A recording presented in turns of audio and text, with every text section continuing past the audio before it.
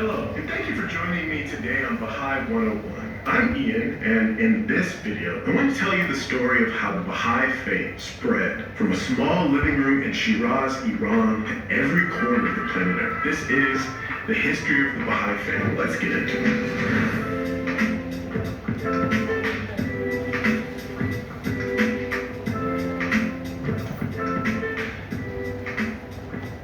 We start our story in 1844 in the city of Shiraz, Iran, where a young merchant is about to make a declaration that will shake the world. The young merchant, who took the title of the Bab, declared to a single follower in his living room that he had been given a divine mission. He was chosen by God to prepare the world for the coming of a new era and a new messenger greater than himself.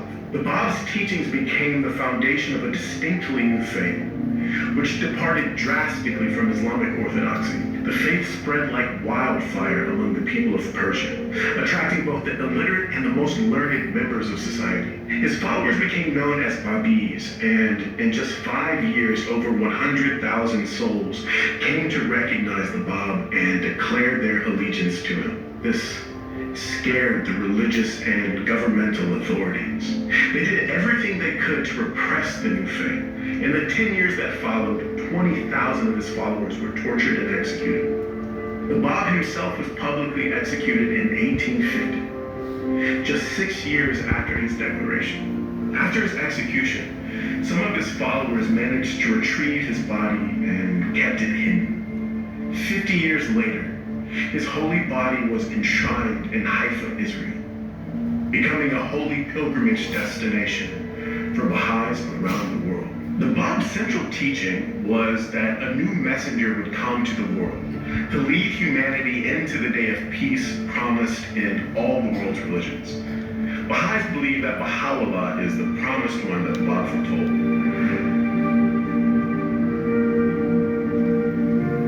Baha'u'llah was born on November 12, 1817 in Tehran, Iran. His family was a wealthy part of the nobility, but in his mid-20s, Baha'u'llah forsook a life of comfort and became a disciple of the Bab. Baha'u'llah was a leader of the Babi movement, and in 1852, he was detained, tortured, and subsequently exiled from Iran. In the prison known as the Black Pit, Baha'u'llah learned of his great mission. He was chosen by God to deliver a message to humanity, a new revelation that will guide humanity into an age of unity and peace. Upon his release from prison, Baha'u'llah was exiled from Persia, beginning a period of exile and imprisonment that would last the next 40 years.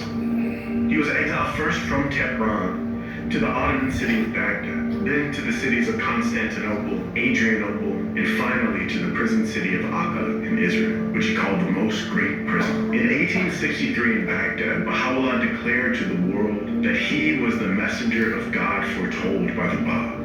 During his life, Baha'u'llah wrote thousands of tablets and letters that touch on every domain of human life, and outlined a concrete vision for a united humanity and world. Referring to his revelation, Baha'u'llah said, "The world's equilibrium hath been upset through the vibrating influence of this most great, this new world order, the like of which mortal eyes have never witnessed." The Persian and Ottoman authorities used exile to attempt to diminish Baha'u'llah's influence. This ultimately only served to spread the faith all over the Middle East. In every area Baha'u'llah and his family went, the people who interacted with Baha'u'llah came to love him, seek him out, and many became his followers.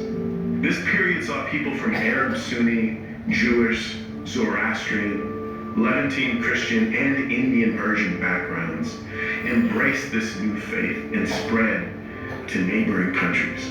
Baha'u'llah spent his last years at Bahji, in a mansion outside of Akka, passing away in 1892. His burial site in modern-day Israel is the most sacred location for Baha'is. Upon his death, Baha'u'llah appointed his eldest son as the leader of the Baha'i faith and the official interpreter of his teachings. Known as Abdul Baha, or Servant of Glory, He served as the head of the Baha'i faith until his death. Baha'u'llah referred to him as the mystery of God, because even though he was not a manifestation of God, Baha'u'llah told us that he is the perfect exemplar of a Baha'i life. Abdu'l-Baha worked from morning to night, attempting to lift the burden of others. He lived entirely to serve those around him. Through his guidance, he actually improved the living conditions of the entire Akka Haifa region. Through famine, he fed thousands. Abdu'l-Baha possessed knowledge and wisdom on a range of philosophical and practical matters that baffled the minds of those around him. He was able to explain seemingly any topic without consulting another written work. He was superhuman. His writings and talks are considered a part of Baha'i Holy Scripture, like the Bab and Baha'u'llah. In 1912, Abdu'l-Baha spent 239 days sharing the message of Baha'u'llah in the United States. He gave speeches at churches, universities, gave countless interviews, and touched so many hearts throughout the United States. Abdu'l-Baha passed away in Palestine in 1921. He was beloved in the Akka Haifa area and touched so many lives that his funeral drew no less than 10,000 people. It was described as a funeral the likes of which Palestine had never seen. A shrine celebrating Abdu'l-Baha's contribution to the world is being built in Haifa, Israel, and will be completed in the next few years.